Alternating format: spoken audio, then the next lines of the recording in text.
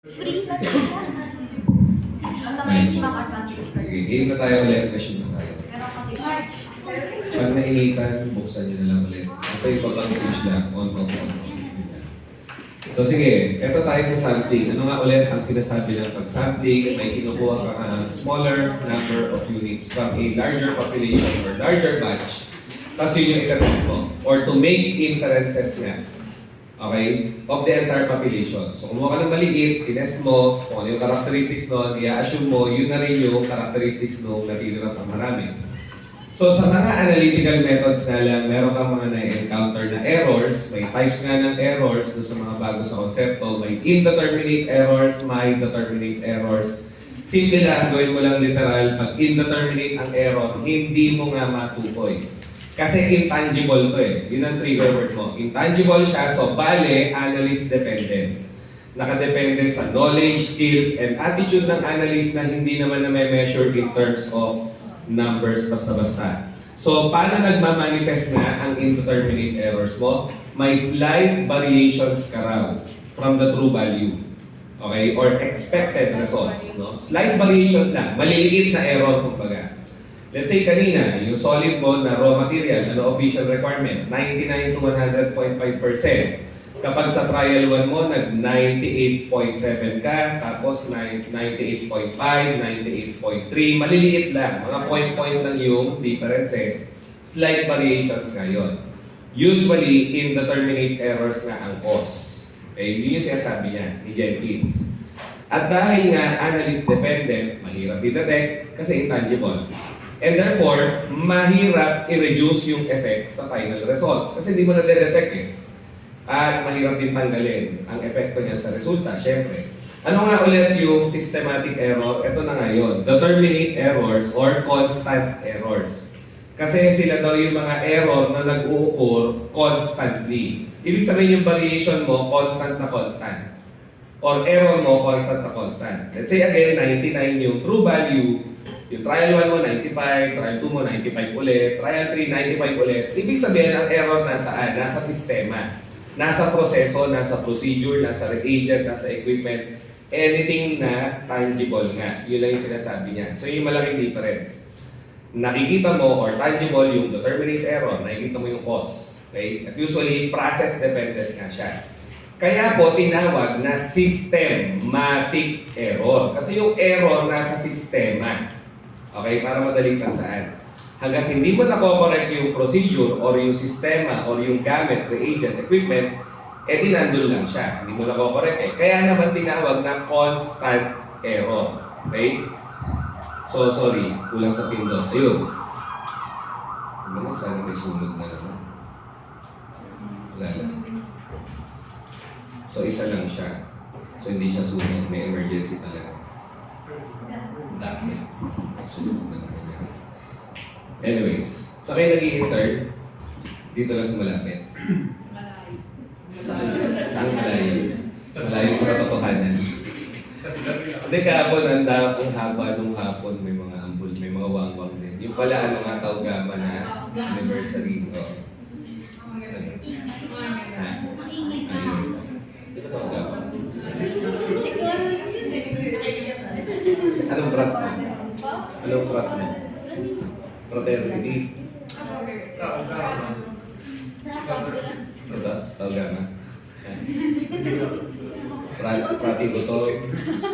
Prating nasa siya. Prating inahan. Ako prating nabili na sapatos, magastos. Kanya-kanya frat yan eh. Anyways, so yun. Okay na tayo. Sa mga resulta natin, no, may accurate na resulta, may precise na resulta nga. At bagong terms, not so bago, na tinatanong niya, yung specificity nga at robustness. Okay? So, madali yung accurate at precise. Tama ba? Pag sinabing accurate ang resulta, malapit ka sa true value, sa expected results. Okay? Pag precise naman ang resulta, yung series of results mo, magkakalapit sa isa't isa. Yun lang ang trigger word mo.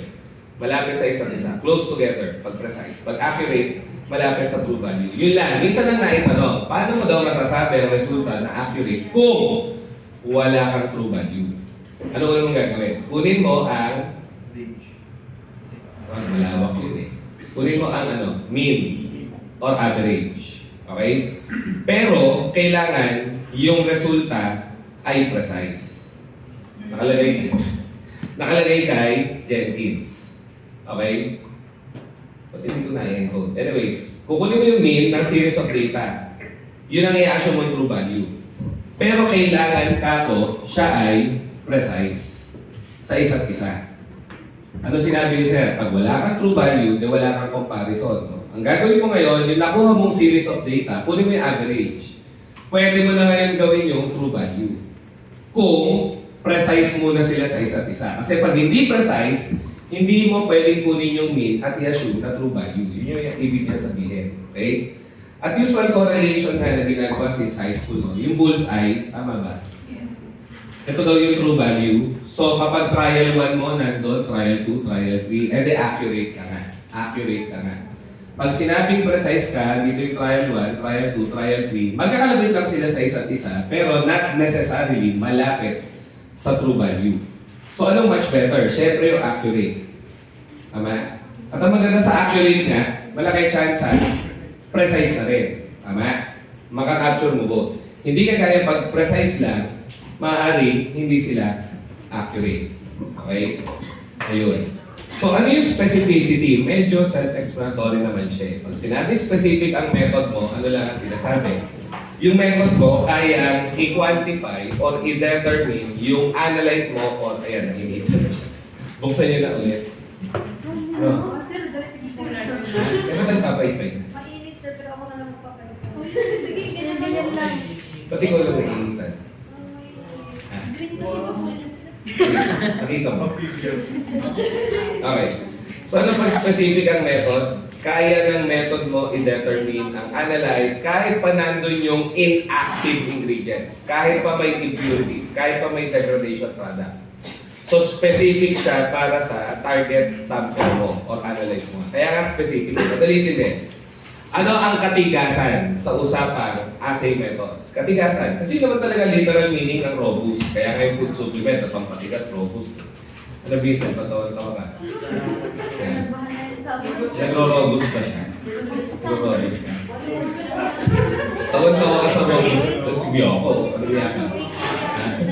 Robust experience. Dahil sa pagtawa, mabilang mo pa ganyan. Ang hirap sumalala. Meron ako na Nangingibabaw na naman ito si Mark. Ano Mark? 19 pesos. Alin ang 90 pesos? May dumating sir kasi sa sa 19 pesos. Mura lang. Mura ba yun? Ano, protect. Tapos, condom na magkano ba standard pricing ng condom? Hindi ko alam kung magkano yan. Ano? Uy, alam na. Seller yan? O user? Just to be clear. Wala.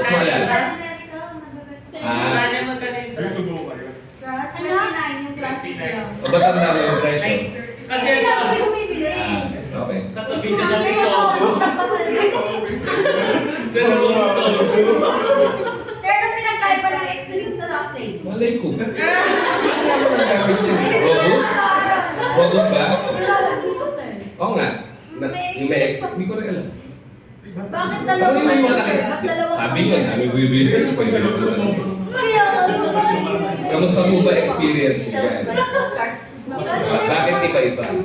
Alam ko masama doon, curious ka, student ka. Eh kasi baka sabihin Oo, tanongin niyo yung pharmacy supervisor niyo, di ba? Ano masama doon? Knowledge eh. Mahirap kasi pag food supplement, kaya wala kang clinical trial kasi, di ba? Tapos sir, dapat Talaga? daw hindi na walang kain. Mukhang may experience ka eh. Pwede ba parts ka tayo? Ay, meron. Ano sorry? Nonchalant, sorry na. Anyway, ano na naman? Sir, bakit yung iba yung sa TikTok, sir, ina-add nila yung powder tapos... Na? Di ba sir, naging trend yun? Powder ng ano yun? Oo, yung prank. Sa Robos. Ano yun, sir? Pwede ba yun? Yung tablet O di mas fast acting siya perhaps, reduce na yung particle size. Pero bababa absorption nun. Kasi natural products yung laman niya eh. So pag sinabayan mo na, sinabayan mo na pagkain? Hindi naman. Hindi, mas mabilis lang siya. Pero kung ininom kasi, ang thinking ko, kumain, mas uminom, na nakadissolve siya sa powder, di bababa pa rin ang absorption nun. Kasi pwede siya kumapit sa proteins, carbohydrates, lipids, etc. Natural product. Kung invested na invested ka sa knowledge mo. Best seller ng Yun naman bumubuhay sa butika ko. Hindi ko na alam. May extreme, gano'n. Magiging extremist na ba yung lalaki pag uminom ng extreme? Gagayin mo siya ng todo. Hindi ko na alam. Ayun na, sige. Sa babae? Hindi. Kung iniisip mo, tataas yung sex drive or libido. Yun ang sure ako. Kasi binasa ko na yung laman yan, daming halaman. Wala doon ay pampataas ng libido. It's more of boosting talaga.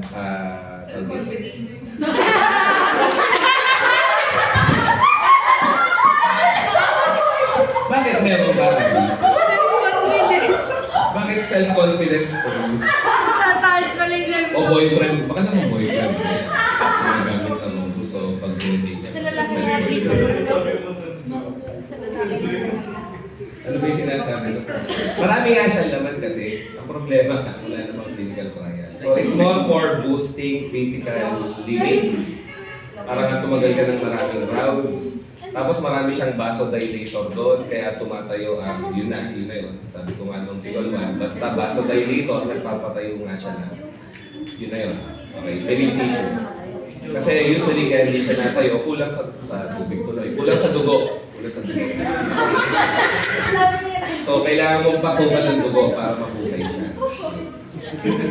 Ngayon, in terms of duration, malay ko. Wala akong clue talaga. Di ba may boyfriend? Wala, pates mo na nga sa kanya. Saka mo tanongin. Hindi ko sinasabing inumin niya, tapos gawin niya. Pates mo lang sa kanya, tanongin mo gano'ng katagal. Para matahimik ka. Kung hindi ka matatahimik, ang hindi nabibigyan na sa ako.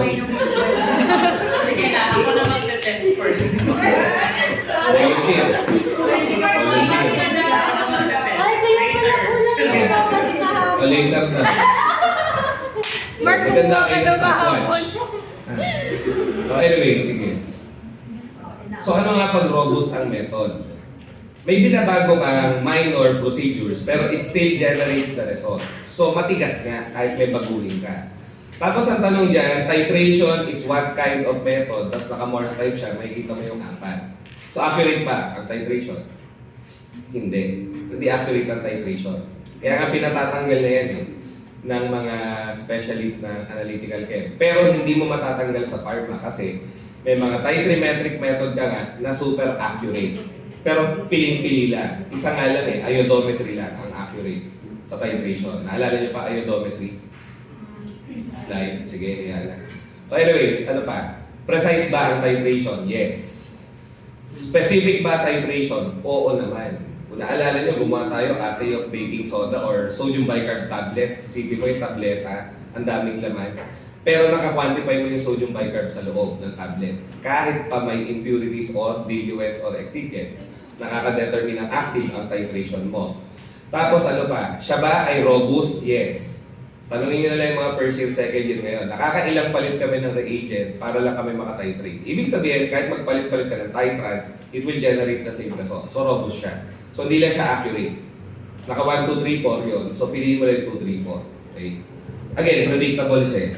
So moving on tayo sa titrimetric methods of analysis mismo na nakafocus na. Alam na natin, ang brief description niya nga kanina, may volume kang araw ng solution na alam mo na ang concentration at yon ay pinagre-react mo nga sa analyte mo. And the volume of that so-called solution, the known concentration, is assumed to be the quantity of your analyte. Bakit laging kung ilan yung titrant siya rin ng analyte nga? Kasi chemically reactive sila. Chemically equivalent sila. 1:1. Parang yung kanina, assay of muriatic acid. Magrarack ang isang molecule ng muriatic sa isang molecule ng NaOH. 1:1 eh. So may stoichiometric relationship nga po. So yun lang. Ano ulit ang tawag sa solution? Alam mo na concentration. May 1 point ka na agad. Forever nasa boards yan. Standard solution. Ano ulit ang tawag sa method na inaalam mo ang concentration ng solution standardization. Ganun lang lagi. Okay? So ito nga yung reaction kanina. So, usually sa chemical reactions, well, hindi naman nagtatanong sa boards. May tanong man isa lang, pero saka na lang natin pag-usapan. Reaction na involved sa titration. No? So usually, ang analyte mo nasaan? Nasa umpisa. So pag binigyan ka kunyari lang ng ganyan reaction, dapat alam mo kagad sino yung analyte. Sino yung analyte? Yun na una, HCl. Sino yung titrant? Yung nasa pangalawa, NaOH. Okay? Yun lang. At anong klaseng reaction to? Neutralization, di ba? Acid-base. Ano nga yung mga reactions sa QA/QC or sa titration? Apat nga. Neutralization or acid-base. Ano pa? Limot na kasi first year pa. Precipitation, complexation, at ang laging common at mahirap nga lang na redox. Diba? Redox. Okay? So ano ulit pag sinabing indicator? Sabi ko nga kanina, organic acids, organic bases pa rin yan, or organic chemicals nga na nagpapalit kulay when a change has been affected sa pH. Or when a pH change has been affected. So trigger word mo lang, nagpapalit sila ng kulay. Okay? Ano ngayon yung stoichiometric or equivalence point? Yan daw yung punto na kung saan pantay na or equivalent na amount ng titrant at analyte mo na nag-react. Ano naman yung endpoint? Yan yung punto na titigil ka mag-titrate, sinabi ko kanina, kasi may nakita kang color change. So ano difference ng stoichiometric equivalence point sa endpoint? Stoichiometric point, hindi ka pa titigil. Kasi hindi mo yan nakikita eh. Hindi mo yan nakikita yung pantay na sila nag-react, hindi mo sila nakikita. Pero yung may color change na, that's the point at which you stop titration. Kaya nga, endpoint ang tawag.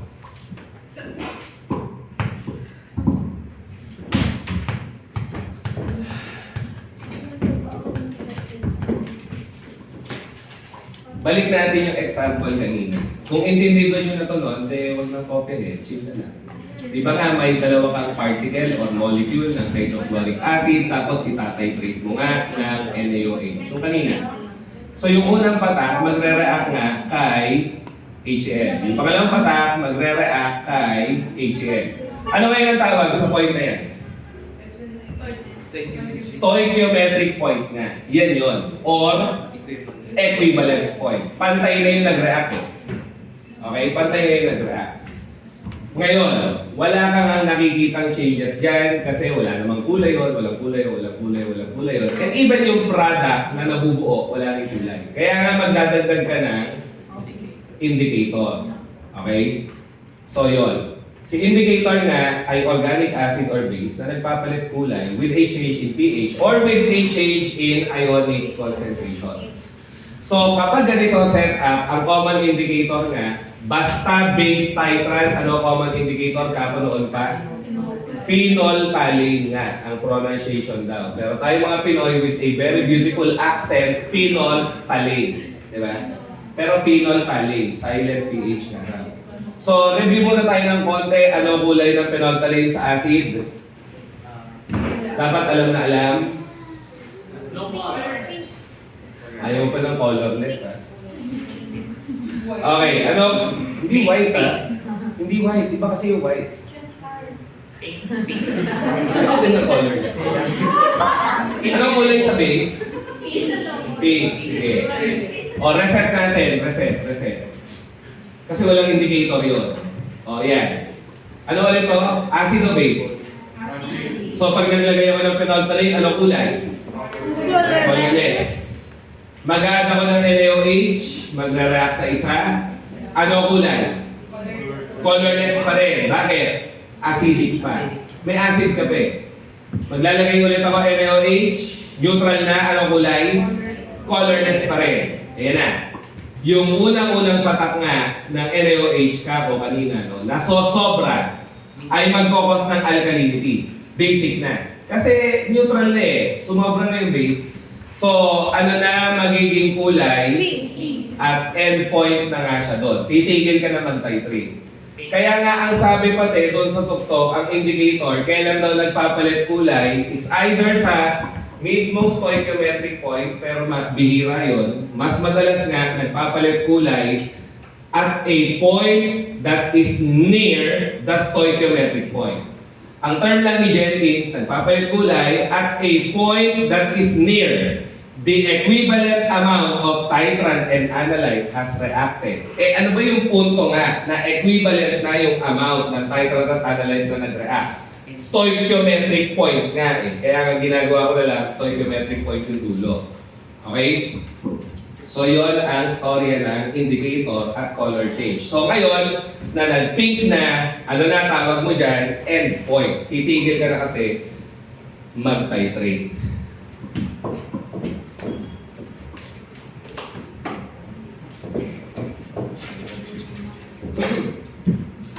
Excuse. Okay na ba? Indicators. Sige, anyways. Maling decision, hindi ka na dapat dito na. Ano yung tatlong common types of titration? Direct, residual, indirect. Simple lang. Pag direct titration ka, ano gagawin mo? Yung titrant mo, diretso mo lang ilagay o ipatak sa analyte mo. Direct nga. Common example yung kanina, assay of muriatic acid nga. Kasi diretso mo lang dinagdag si NaOH until mag-endpoint. Ganun lang po.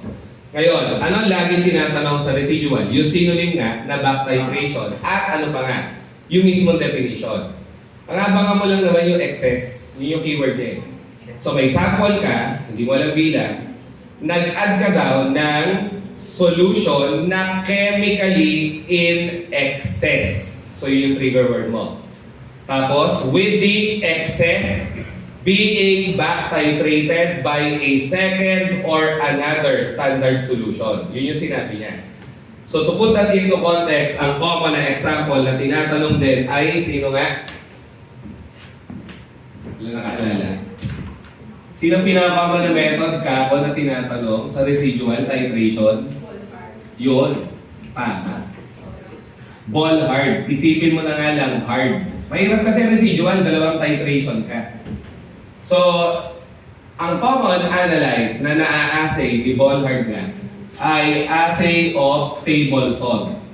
And again, ang table salt mo nga na sodium chloride, pwede gawin tablet, pwede ihalo sa intravenous fluids, di ba? So let's say meron kang 3 sodium chloride na hindi mo na naman nakikita. Magdadagdag ka muna nga ng silver nitrate in excess. Chemically known to be in excess. Ano ibig sabihin nun? Bilang mo rin yung solute sa loob ng solution niya.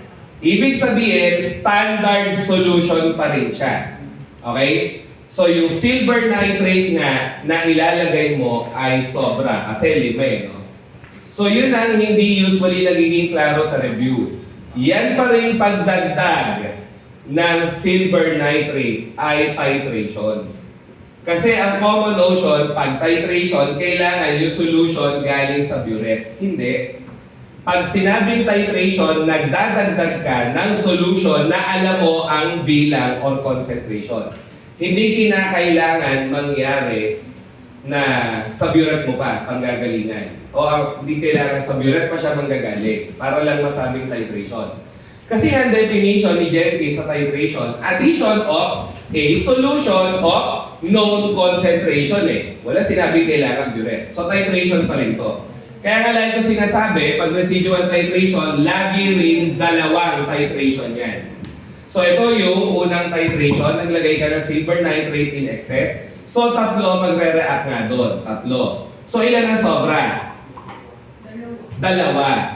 Nakikita mo ba yun in reality? Hindi na naman. Siyempre. Ayun na. Kaya nga, ibaback titrate mo daw siya ng another standard solution na magre-react sa excess ni first titrant.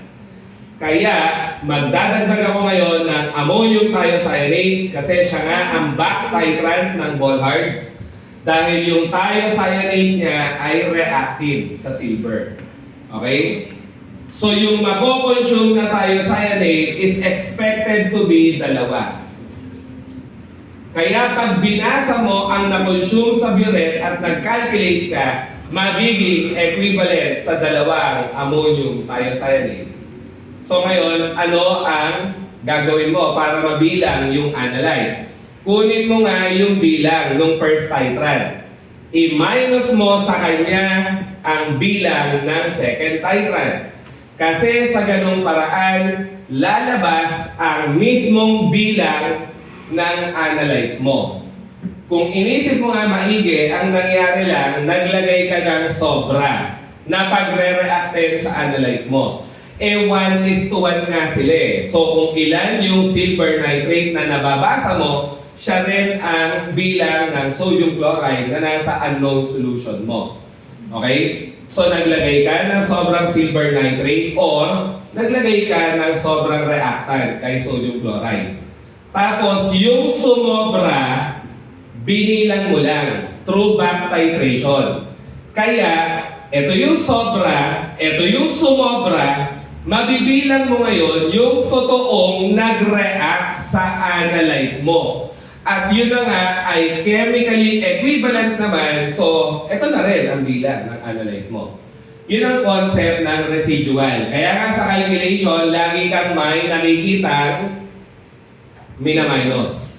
V1N1 minus B2N2 lagi ang umpisa pag residual. Kung naaalala nyo pa, sana. Kung hindi, mamaya balikan natin o reviewin na lang natin. So yun ang Bolhard. Anong method ang Bolhard method nga pala? Under siya ng ano? Precipitation. Kasi di ba yung silver, ipe-precipitate nga si chloride. Okay? So bakit ka nagpapakahirap sa residual nga? Tinatanong din yan. As in, ang mismong structure ng tanong, the following are reasons for conducting residual or back titrations except. So ang hanapin mo yung wala dyan. So sino nga yung nandyan? Una, kapag daw, kung ako tatanungin, ang isipin mo lang, pag pangit reactivity ng analyte mo, yun na yun. Or poorly reactive yung analyte mo, yun na yun. Kasi magbabranch out na yung ibang concept doon eh. So ano nga ang dahilan? Pag pangit ang reactivity ng analyte mo, hindi siya water soluble masyado. So wala masyadong reaction na matino. Kaya magre-residual ka. Kaya nga naglalagay ng sobre para ma-obliga siya mag-react. Kasi nga poorly reactive yung analyte mo. At higit sa lahat, pag poorly reactive ang analyte mo, it will follow ang endpoint ay malabo. Okay? So lahat nandyan. Sabi ko nga, ito lang ang tinatandaan ko. Poorly reactive yung analyte. Okay? Ano magiging dahilan ng poorly reactive na analyte? Hindi siya masyadong soluble. Ano magiging epekto ng poorly reactive na analyte? Hindi sharp ang endpoint. So, yun ang mga kaso na magre-residual ka. At lahat to aqueous. At pag aqueous, ano ulit solvent? Water. Okay? Water to ha. Kasi nga, ang sabi, pag residual ay palpak pa rin ang quantitative data mo. Kasi ganun yan eh.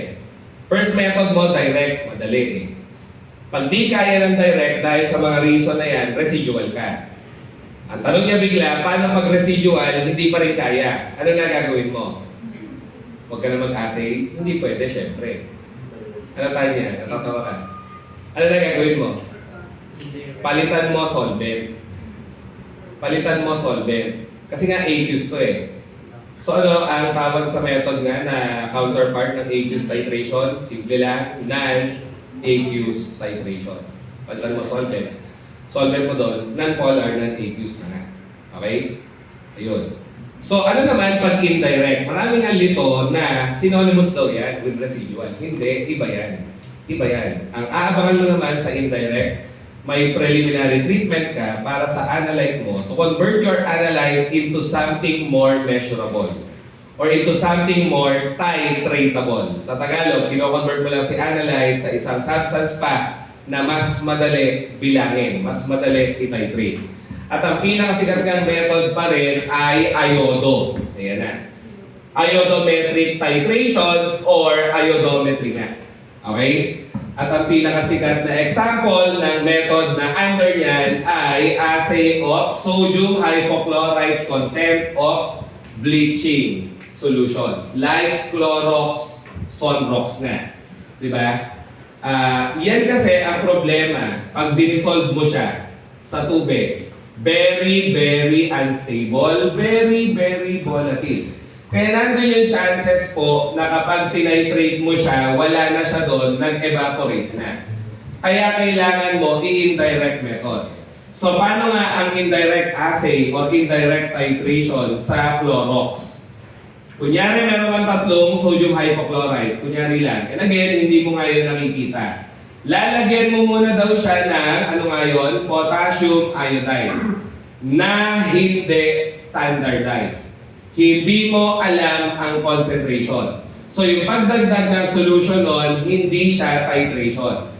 Di kagaya sa Bolhard, yung dinagdag mo silver nitrate, alam mo yung bilang. Kaya may dalawang titration niya. Dito hindi. Isang titration lang sa indirect. Yun yung malaking difference with residual. So yung Clorox na gano'n ng AI, mabubuo nga doon, bale, tatlong iodine. Bakit gano'n, sir? Kasi di ba, iodide negative, iodine zero. So ano nangyari sa charge? Eh, naman tayo sa chemistry. Ano nangyari sa charge? Tumaas mo nga ba? Tumaas. Negative ng zero eh. So ano itatawag mo kay Clorox? Oxidizing. Nagpataas siya ng charge eh. Di ba? Oxidizing agent. At lagi rin tinatanong, as in, may 1 point ka na rin, ano nga daw ang analyte sa iodo? O yun eh, iodo. Oxidizing agent lagi. Okay? Iodo. Indirect titration ngayon na oxidizing agent. So yan na. So sa loob ng solution mo, meron ka ng tatlong iodine na equivalent ulit kay Clorox. So the next thing to do is bibilangin mo na yung iodine na nasa loob. Paano mo nga bibilangin yung iodine? Kumbaga, ano ang best titrant para kay iodine? Laging photographer's hypo.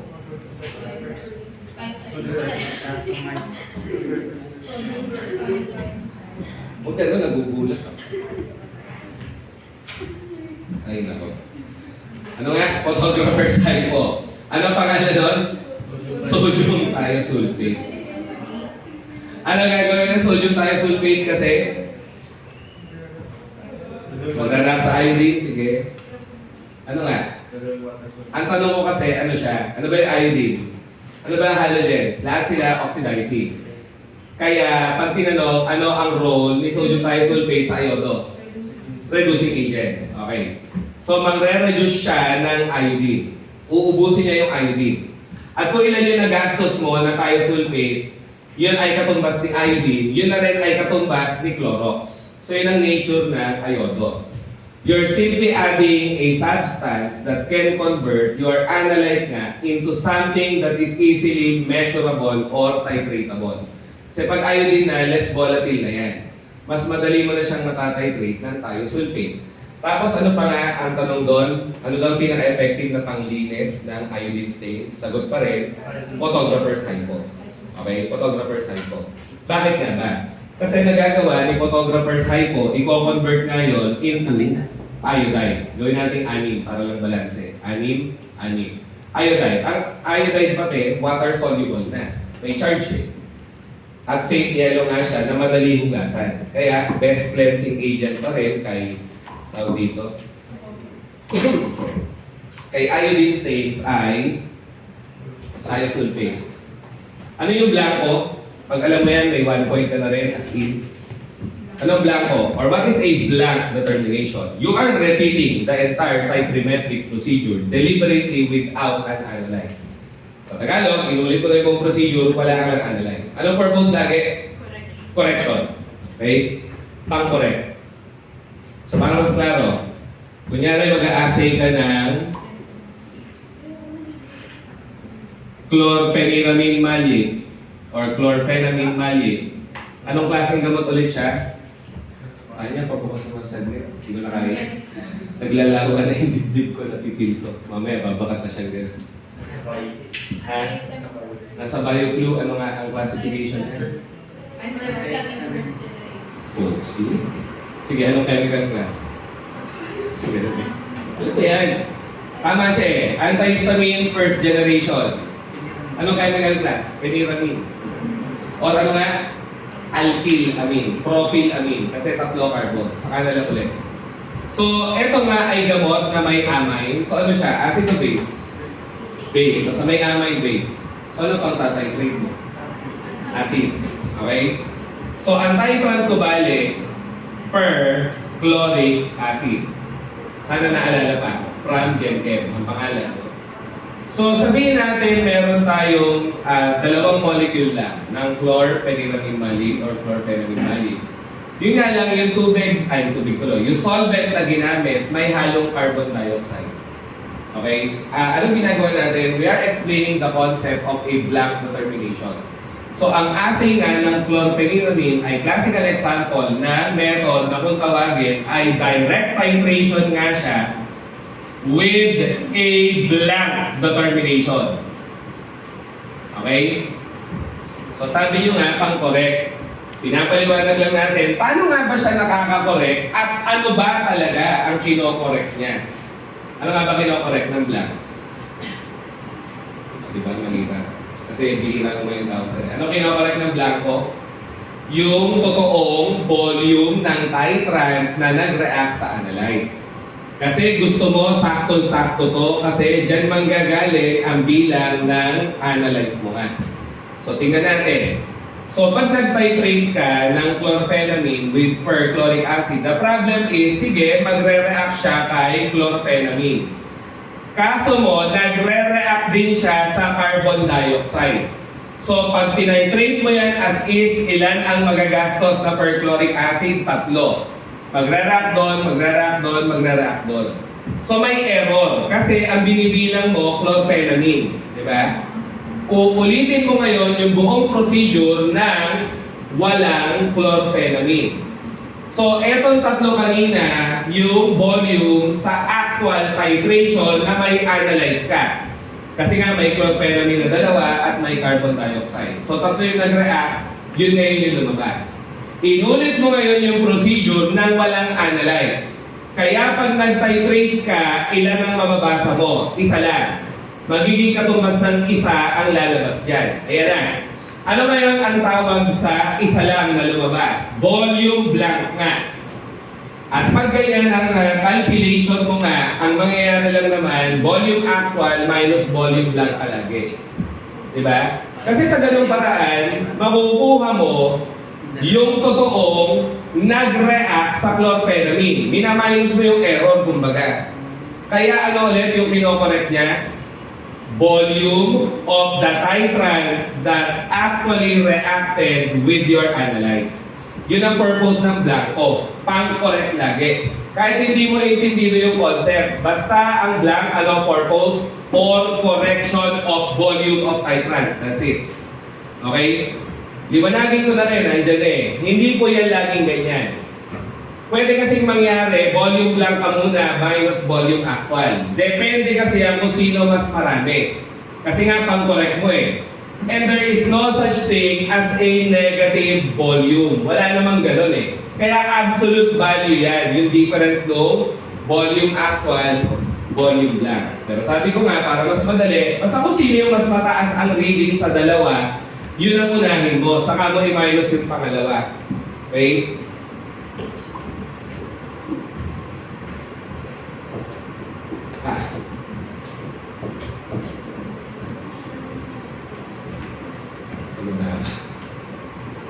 Anyways,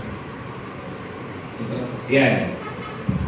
So other key terms of volumetric analysis nga, ano sabi, ito na, sana may calculator tayo. Kung wala, sige, pwede naman yung mga gadgets or cellphone natin. Iba na alam pa ito, then chill na lang. Ano nga yung GW? Gram equivalent weight. Ano ibig sabihin ng gram equivalent weight? Marami memorizer pero di alam gamitin. Ano nga ang gram equivalent weight daw? Weight in grams na chemically equivalent sa 1 gram atom ng hydrogen. Sa Tagalog, timbang na substance na babantay sa isang atom ng hydrogen o isang pirasong hydrogen nga. Ngayon, saan mo kukunin yung weight ng substance kung unknown pa ang weight na? Molecular weight na. Siyempre, no choice ka, molecular weight. Kaya ang sinasabi lang niya bale, kung i-digest natin maigi, si GW nga daw, GW, okay, ay molecular weight equivalent to 1 hydrogen. Okay? So, paano mo malalaman yung equivalent hydrogen? Well, kung acid-base, madali. Madali. Bakit? siya nga daw yung amount ng substance na magko-contain, magko-furnish, magre-react with, directly or indirectly, with one atom of hydrogen. So ano lang sinasabi? Timbang ng substance nga na pantay sa isang hydrogen. At kung yan ay acid, kung yan ay acid, yan daw yung timbang ng substance na nagko-contain or nagfo-furnish ng isa lang na hydrogen. Uulitin ko isa lang na hydrogen. Contain, furnish. Kung yan naman ay base, yan naman daw ang timbang ng substance na nagre-react with hydrogen. Bakit with emphasis doon? Kasi di ba ang bases mo nga, yun ang pinang-re-react sa proton para maging tubig. Okay? Base, hydrogen. Hydrogen nagre-react sa base. Okay?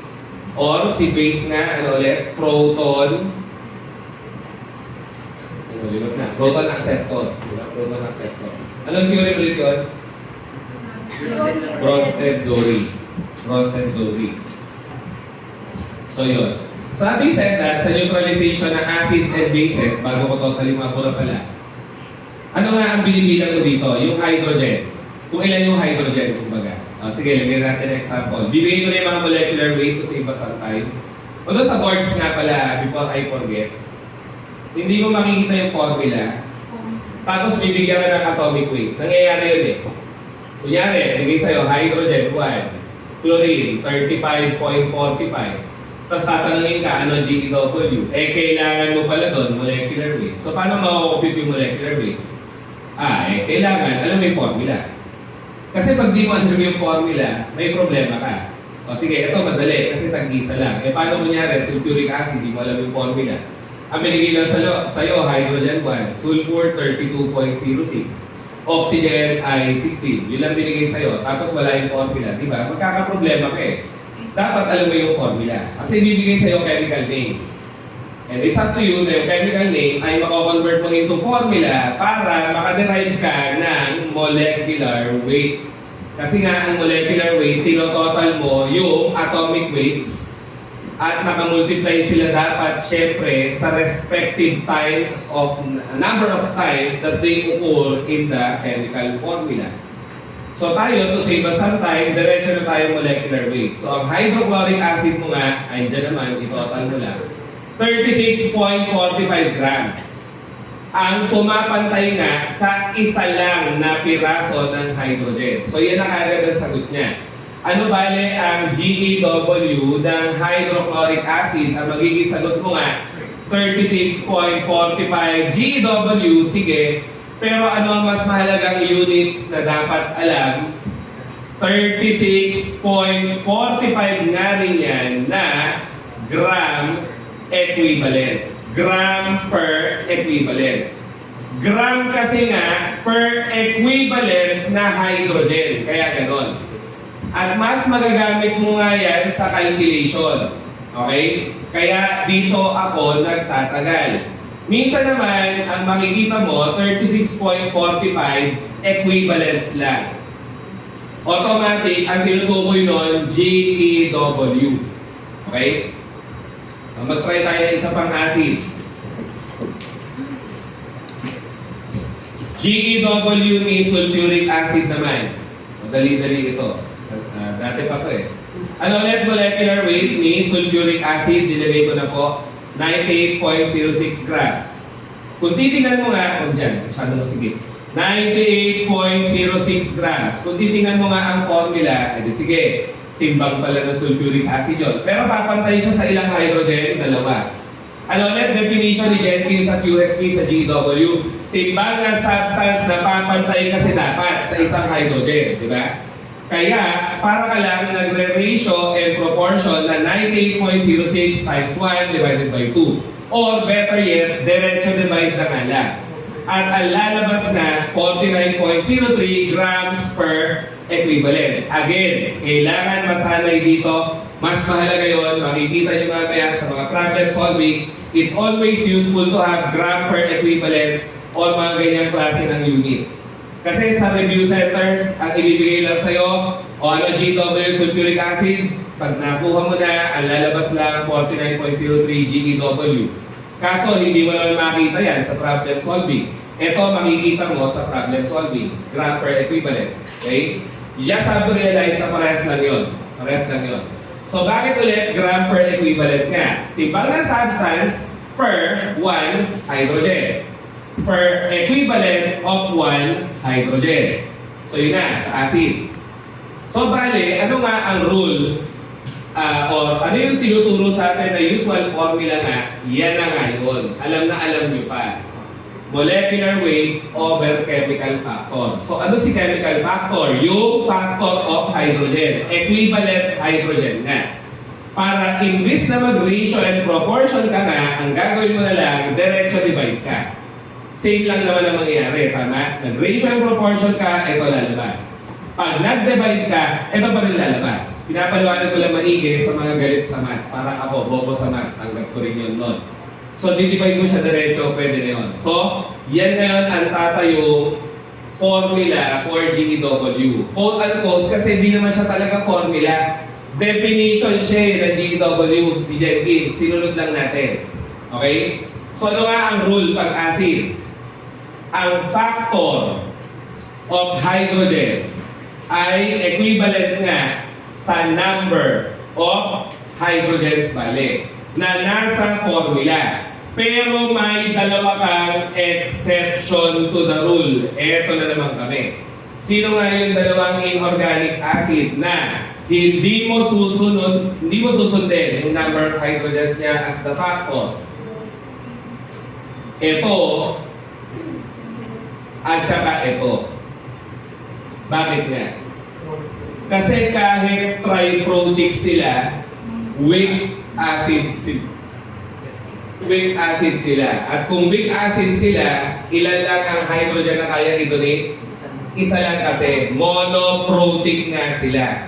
So pag nakita mo ang tanong na GeW ni phosphoric acid, hindi mo siya i-divide ng 3. I-divide mo lang ng 1, yung molecular weight niya. Kasi factor 1 nga siya. Okay? So sige, kopya lang.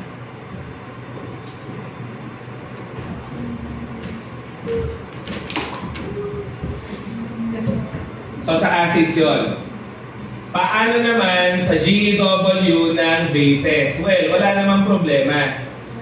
Kasi nga sabi ni Jenkins, it's the weight pa rin of the substance na, yun nga, reacts with directly or indirectly with one atom of hydrogen. So si NaOH nga bale ang, ito lang yung ginagamit ko po dun sa nalolos. Paulit-ulit natin gagamitin ngayon, molecular weight over factor. Kasi nga sinusolve natin GeW. So kung GeW ng NaOH, kailangan mo nga molecular mass ng NaOH. Given naman yun. Given naman yun. Yun nga ang problema, pag hindi yun ang binigay, baka ito ang ibigay. At magiging mas mahirap ng konti kasi it will require your knowledge on chemical formulas na. Okay? So, 40 grams ang molecular mass ni NaOH. Ano kaya factor? Ayun po, factor 1. Equivalent nga yan sa isang hydrogen. Bakit nga? Kasi again, ang hydroxide mo, ang part ng bases na magre-react sa proton. Kaya kung ilan ang OH, siya rin ang magiging chemical factor of hydrogen nga. Kaya ang calcium hydroxide mo, ano naman ang factor? So, nilagay ko na ulit, molecular mass niya, tapos, ano nga ang factor? Factor 2. Kasi dalawa ang OH. So, ayan na naman. Ito madali na. I-divide mo nga lang, no? O, sige, gusto mag-ratio proportion. Okay lang. 40 divided by 1, lalabas na 40. Ano ulit unit? Wag na wag kakalimutan, 40 grams per equivalent na nga. Okay? Paano GeW ng calcium hydroxide? Yun nga. Parang sa kabila, kung yang timbang na yan ay pantay sa dalawa, you're now asking ilan kaya ang timbang na pantay sa isa. Or in simplicity nga, i-divide mo na nga lang. So lalabas dito pag divide ng 2, 4, at saka 37, no? Kalahati lang. Kinukuha yung kalahati. 37.04 grams per equivalent na nga. Yan na nga ang mga sagot mo para sa GeW ng acids and bases. wala kang problema sa bases. Kasi walang exception. Ano ibig sabihin? Paano factor sa acid ulit, paulit-ulit, bilang lang ng hydrogen. May exception ka nga lang, phosphoric-boric. Sa bases, wala kang exception. Lahat sila, kung ano ang OH, siya rin ang factor. No exception. Kaya mas madali. Okay? Ano ko lang napagtanto? Nag-usap ba tayo? Lapos sa mga dilon tsaka...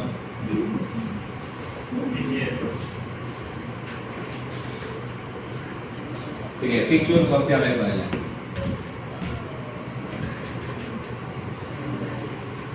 Kaya pa? Kaya kayo nag-dyan, di ka? Balot na siya. Nakasuot na yung hoodie, naka-face mask na. Dapat na pala mag-lunch. O, sige. Paano pag redox? Ayan na naman tayo. Ayan na naman tayo.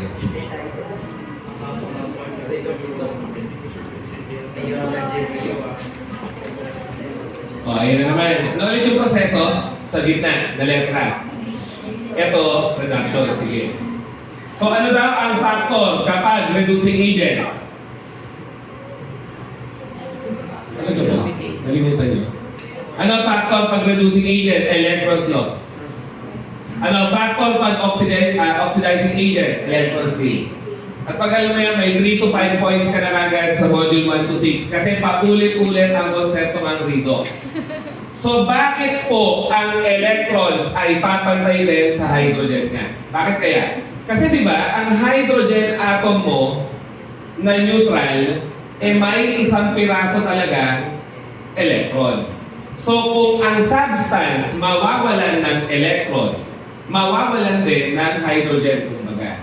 Kaya kung ilan yung electrons na nawala, equivalent ngayon sa hydrogens na nawala. On the simple premise na si hydrogen atom ay isa nga lang ang electron. Di ba nga, 1s1 kasi isa lang electron niya. At ganoon din dito. Kung yung substance ay tatanggap ng negative na electrons, edi tatanggap nga siya ng isang pirasong hydrogen atom lang. Kaya it's the same. Ang ibig sabihin, ang GW kapag reducing agent ka, molecular weight over factor. Kapag GW ka nga ng oxidizing agent, ganun pa rin. Molecular weight over factor. Yun nga lang, ang factor mo sa reducing agent na laging tinatanong electrons loss. Factor mo sa oxidizing agent naman, lagi rin tinatanong electrons gain. Minsan naman, mamimili siya ng isa sa dalawa. At yun ang uulit-ulitin niya, 2 o 3 beses. Sa kalat na module nga lang, 1 at 6. Minsan nasa 3 rin, minsan nasa 5. So, punta tayo sa mga classical examples nga ng reducing agent at saka oxidizing agent. Ano ulit? Basa dito. Dito. Basa dito. Sodium. Ano pangabunay? Oxalate. Oxalate. At kahit anong may oxalate, magaling panglinis nga daw ng permanganate.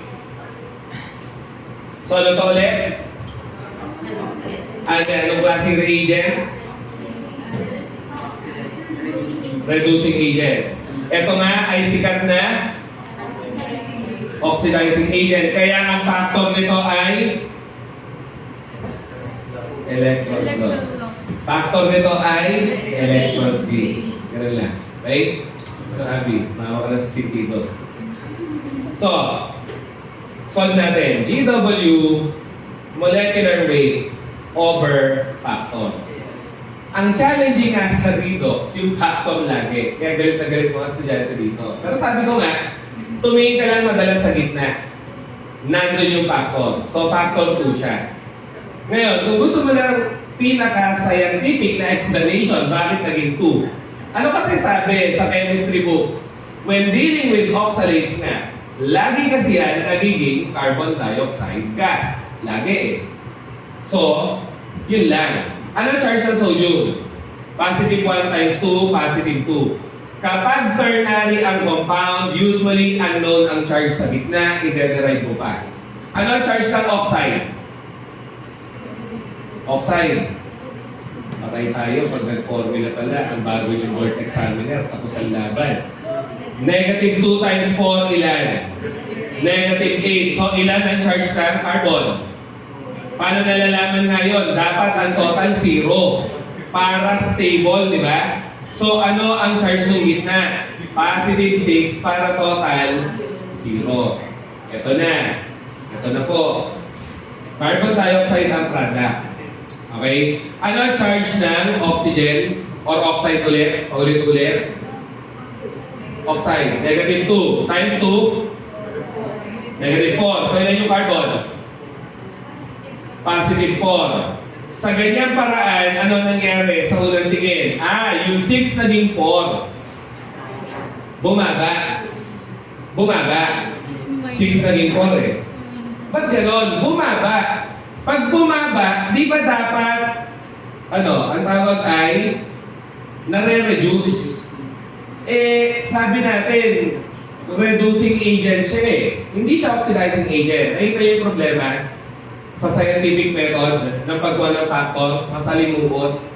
Kasi na, dalawa carbon doon, kailangan mo tuloy maglagay ng dalawa. Para 2 times 4, 8. 2 times negative 4, negative 8. Di ba nga, tinawag natin siyang reducing agent. O ngayon, mababalidate mo na reducing agent na siya. Bakit nga? Yung 6 niya naging 8. Ano nangyari? Tumaas. Na-oxidize. Tama. Reducing agent na siya. Okay? So ano nangyari sa proseso? Si sodium oxalate nawalan ng dalawang electron. Nawala. Kasi mas nag-positive. Nagtanggal ka, dalawa, negative. So tumaas. Kaya nga, kesa magaganon na masalimuot ka o matrabaho, pananda na lang. Factor 2. Okay? Madalas nasa gitna. Paano naman kay permanganate na? Ano ang permanganate ulit? Potassium positive 1, manganese ilan? Hindi mo nga sure. Oxide, negative 2 times 4, negative 8. So ilan yung manganese sa gitna? Positive 7 para maging equivalent sa 0. 7 plus 1, 8 minus 8, 0 nga. Diba? Ano sabi ni Jenkins at ng Chembooks? Ang permanganate laging gumagamit ng sulfuric acid para ma-facilitate ang ability niya to oxidize substances. Kaya ang magiging produkto ay manganese sulfate madalas galing sa kanya. So ang manganese mo ay 2, manganese daw eh. Ang oxide mo ay negative 2 times 4, negative 8, sulfur dapat 6. Para total pa rin 0. So kung ikaw ay pansinin, ayun na nga, yung 7, naging 2. May problema ba ako sa number of atoms? Wala naman. Di kagaya sa kanina, dalawa doon, kanina dito, isa lang, binalansin mo muna. Eto, isa sa isa, walang problema. Okay, bumaba. Kita mo kagad eh, bumaba ang charge. Ibig sabihin, tumanggap nga siya ng 5 negative. Kasi 5 yung binaba. Kaya siya ay nare-reduce. Kaya siya ay, nare-reduce eh. Nag-gain, tumatanggap tayo electrons. Nare-reduce, siya nga ay oxidizing agent. Ganun lang. So para nga madali, kako, tumingin ka na lang sa gitna, okay? Madalas nandun yung factor. Factor 5 na lang. Para di mo na malimutan. Not unless mas gusto mo to, sige, go lang. Ako, ayoko din yan. Diba? Nakakalito kasi pag magagano ka pa, nilagyan mo na nga lang ng mga memory strategies.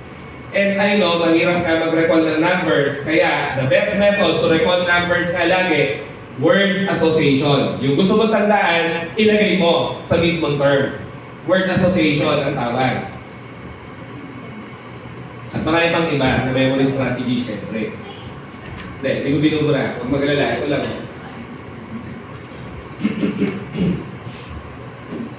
Try natin. So meron ka ng permanganate, meron ka ng oxalate. Sino nga inuna natin? Oxalate. Kukunan kukunan na natin siya ng kanyang GAW nga. So, ano ulit ang formula lagi? Molecular mass or molecular weight over factor ka lang. So, bale, ang molecular mass nga ni sodium ay nalimutan ko, sorry. 23 ang sodium kasi times 2, 46. Carbon atomic mass, 12.01. Sa curious, ang ko yung kinukuha, periodic table, atomic mass. 12.01 times 2, ilan yun? 24.02.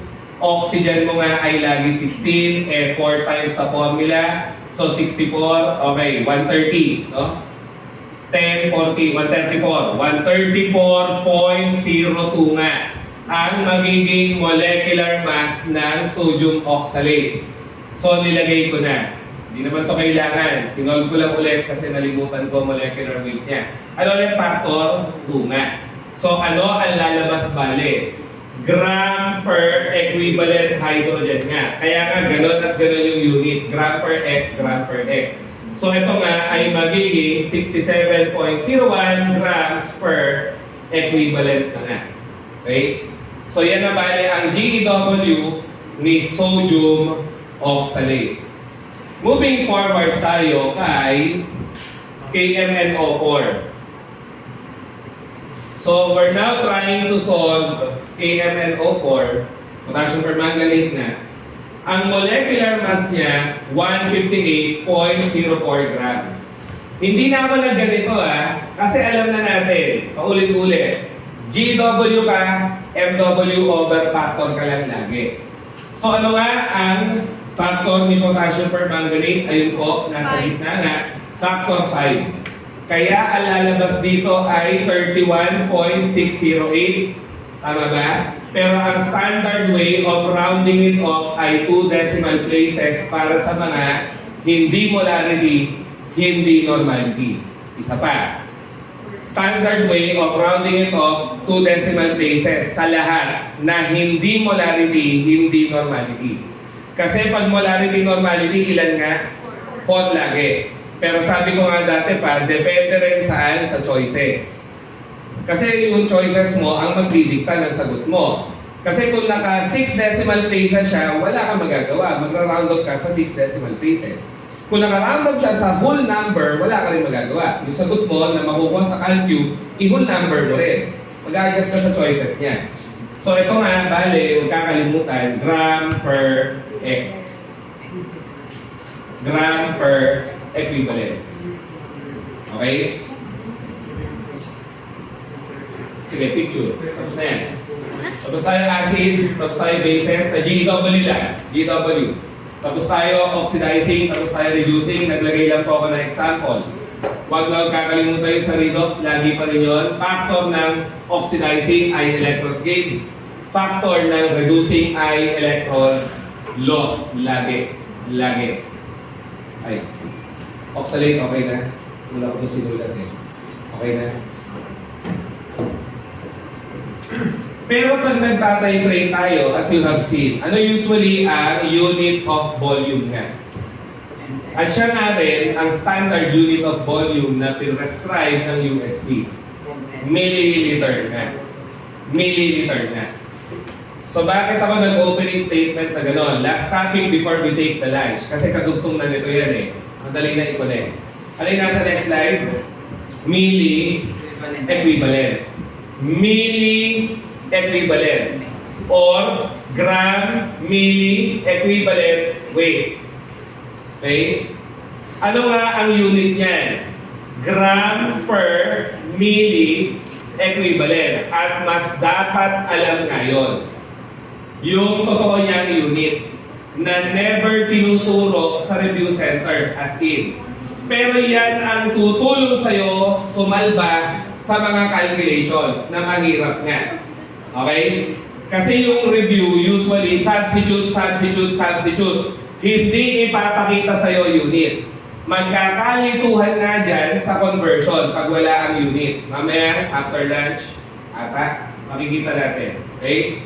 So ano ang definition ni Jenkins sa mean equivalent weight nga? Simple lang naman.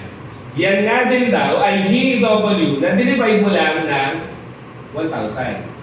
In other words, yan nga rin ay molecular weight over factor. Diba? GW yun. Molecular weight over factor.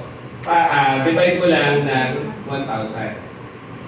Ang akin nga, hindi ko naman yan memorize eh. Iniintindi ko lang yung definition. Hindi nga sila totoong mga formula. Mga definition lang sila. GW over 1,000 should make sense kasi nga ano sabi sa particle pati, pag nagmimili ka, you're getting the 1,000 of the unit. Or in other words pa rin, nagdi-divide ka sa 1,000. Di ba, Mili? So, yun. So, kung ito na nga, ang solution mo bale para sa milli equivalent, pag inisip mo maigi, yan pa rin ay molecular weight over factor na, ano nga, pag-divide ng fractions, understood na over 1 yun, di ba? Paano ulit pina-perform ang division ng fractions? Yung numerator mo, i-multiply mo sa reciprocal ng denominator mo. Kaya ang lalabas na molecular weight over factor times 1,000 ang laging pinapamemorize na formula sa review center para sa MEC. Yan naman nga talaga. Naglagay ka lang ng times 1,000 sa baba. Para maging milli. Diba? Pinag-divide mo 1,000 eh. So, liliit nga yung value or figure. Kasi divide mo ng 1,000. Okay? At mas kasanayan ang MEC. Kasi nga pag nagtatitrate tayo, ang unit natin, ml or milliliter. So meaning, mas common nga, milli equivalent. Kasi ang volumes ng standard solution mo, pati analyte, ay milliliters. O, ito, kahit huwag na copy, perhaps, parting note na to before we take the lunch. Ano nga yung tatlo kanina, or sorry, 6 na pala yun, no? Kukunan lang natin sila ng MEC. Kukunan lang natin sila ng MEC. O sige, pag-acid muna, paano ulit? Ano pinag-usapan natin? Gagamitin mo na to. Formula ng MEC. Okay, ano nga kailangan? Laging, nilagay ko pa dito, molecular weight factor 1,000 ka lang. Molecular weight factor times 1,000 ka lang. So, si hydrochloric acid nga, ganon. I-divide mo lang sa 1 times 1,000. Ang lalabas nga, 0.03645. Ano ulit ang unit? Paulit-ulit. Gram per mec.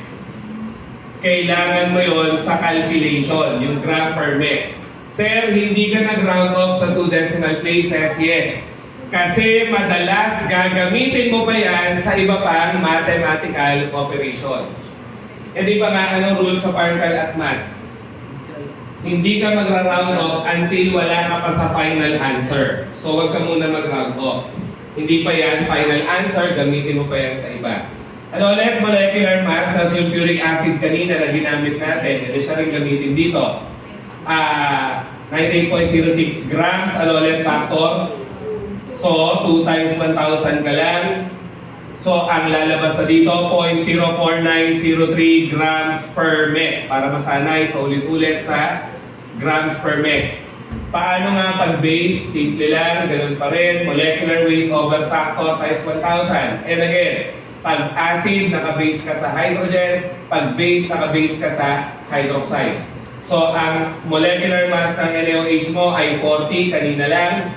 1 times 1,000 ang pang-divide mo. Lalabas nga doon 0.04 grams per mec.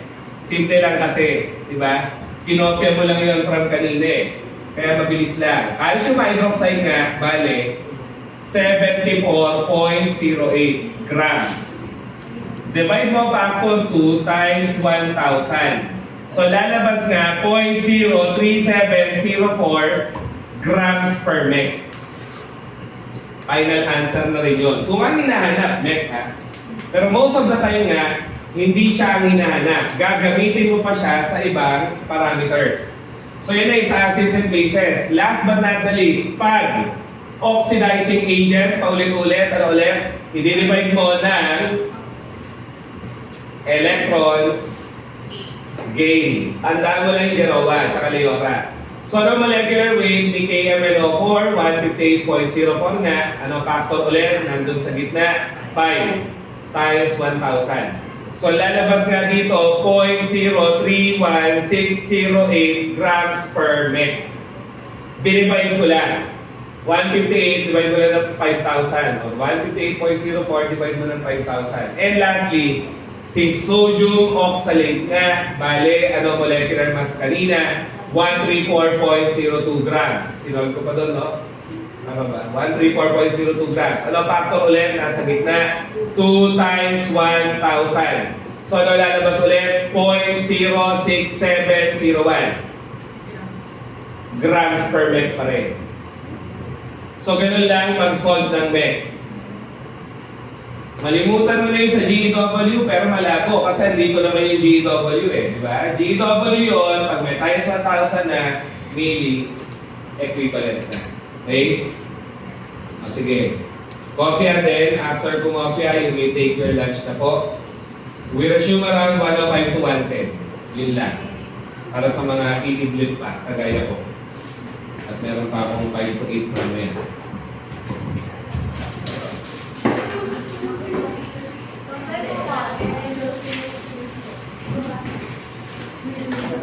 Meron ba hindi lalabas? Hindi ka lalabas niya ka? Hindi ko ba ilalabas?